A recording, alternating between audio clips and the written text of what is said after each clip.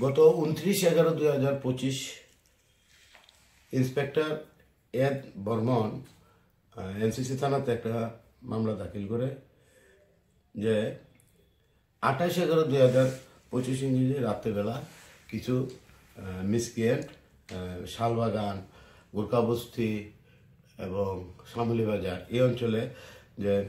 Traffic দপ্তরের যে মিররগুলো আছে এই মিররগুলো এবং সিগন্যালের যে ট্রাফিক স্পিড কন্ট্রোল সিগন্যাল এগুলো চুরি করে নিয়ে গেছে এবং রাস্তার কিনারে যে সরকারি বিভিন্ন ফ্ল্যাগ ফেস্টনগুলো আছে এগুলো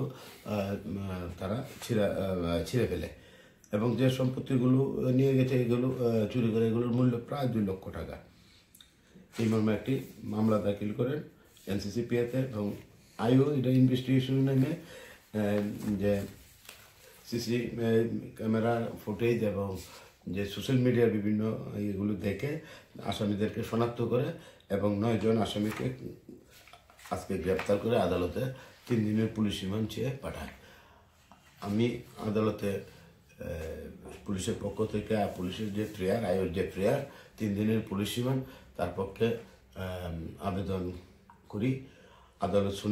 শুনে 9 জন আসামিকে আগামী 6/12/2025 পর্যন্ত জেল কাস্টডির আদেশ দিয়েছেন এবং আয়োকে জেল কাস্টডি গিয়ে আসামিদেরকে জিজ্ঞাসাবাদ করার অনুমতি দিয়েছেন।